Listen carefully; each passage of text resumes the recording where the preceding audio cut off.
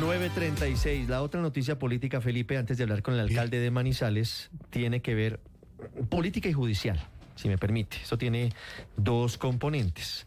Tiene que ver con la elección de el próximo o próxima magistrada de la Corte Constitucional.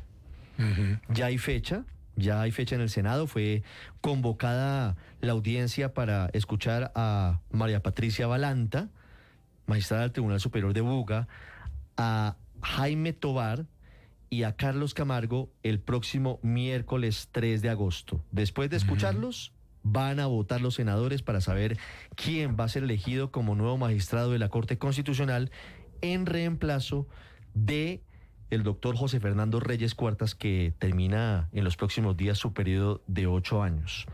Y aunque sé que aquí hay colegas y amigos que dicen que la Corte no actúa bajo motivaciones políticas y que, como Temis, anda con una venda en los ojos, la realidad, Felipe, es otra. Por supuesto que los jueces tienen pensamientos, tienen sentimientos y tienen motivaciones. Por la lectura de los fallos, por lo que deciden, por todo lo que está en sus manos. Y no es lo mismo que haya la elección de Carlos Camargo o que sea Jaime Humberto Tovar o que sea María Patricia Balanta. La noticia, Felipe, es que se está apretando la carrera por ese cargo en la Corte Constitucional.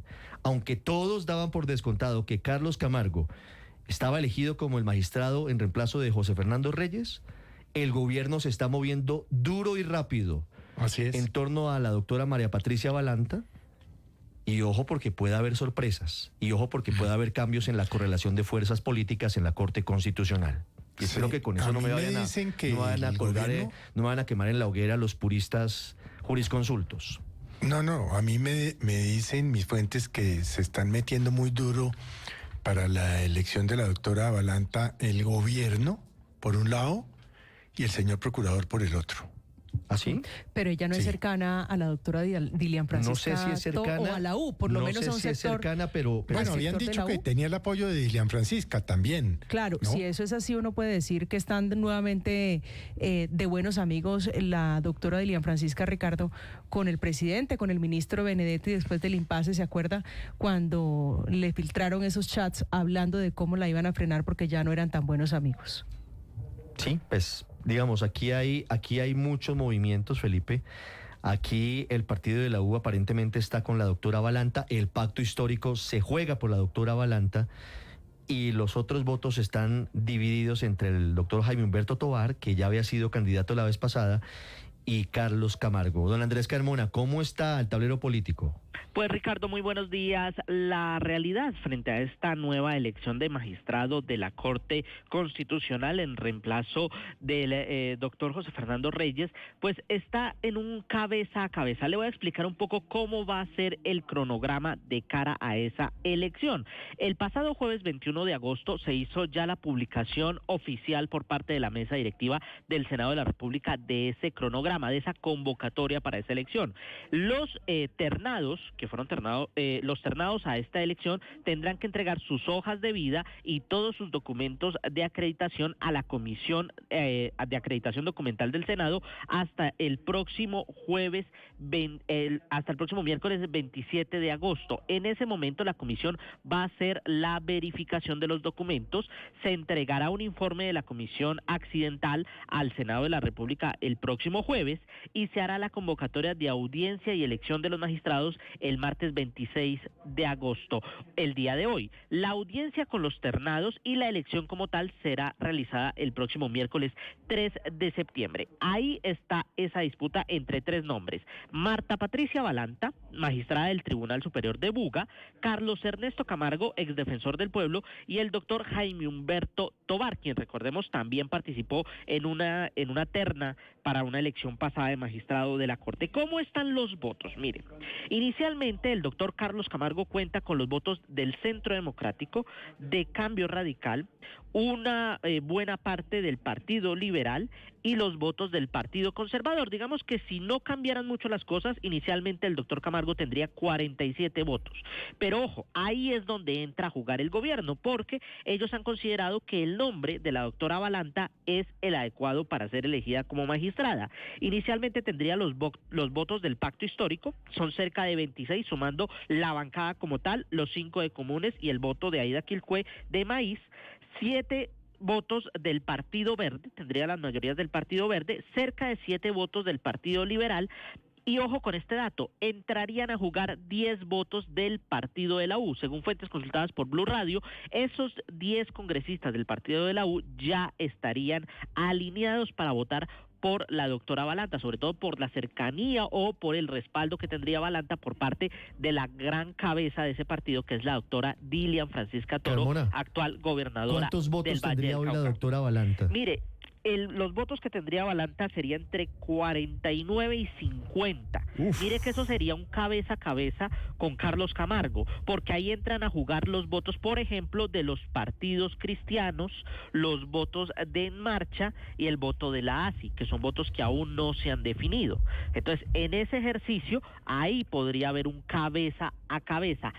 Todos están jugando por su lado, el gobierno está jugando por el nombre de la doctora Balanta, pero ojo con el dato del doctor Camargo, porque dicen las fuentes que quien se estaría moviendo haciendo una suerte de lobby sería un magistrado, pero del Consejo Nacional Electoral. No me diga. Hablan de Altus Vaquero, quien se estaría también tratando de mover al interior del gobierno para que pero le reciban al doctor Camargo en una, eso no va a en una pasar. cita. Presidente Petro no va a dar la orden de que voten por Carlos Camargo nunca. Pero además por un tema, recuerde que Altus Vaquero tiene en sus manos la ponencia de la fusión del pacto histórico, ya que usted hablaba hace pocos minutos del caso de Daniel Quintero. Recuerde que esa consulta que se va a realizar el próximo 26 de octubre tiene una condición, un sine qua non, y es que tiene que ser aprobada la fusión del pacto que no ha pasado. Que no ha pasado y que está estancado en el Consejo Nacional Electoral. Hasta hace poco se estaban terminando de recoger los primeros documentos para que Altus Vaquero presente la ponencia ante la sala plena. Entonces ahí el tiempo corre en contra y ahí empiezan a jugar. Ojo con este dato.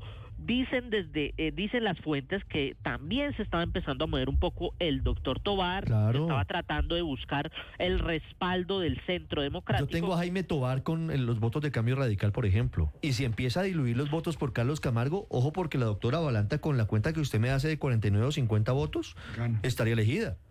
Exacto, pero lo que nos dicen algunas fuentes al interior del Centro Democrático es que esto es una pelea de quién le gana el pulso a Gustavo Petro, porque al final ese voto de ese magistrado que resulta elegido será decisivo, porque en estos momentos el presidente Petro cuenta con los votos de Vladimir Fernández, sí, Miguel Polo, sí, Héctor Carvajal sí, y Juan Carlos Cortés, que es una suerte de liberal progresista. Entonces, si se llegara a un quinto voto, ahí la mayoría sería a favor del gobierno, especialmente en momentos donde la Corte Constitucional tiene en sus manos temas claves como la reforma pensional. No, en eso radica la importancia de esta elección. 9:45, Luis Ernesto.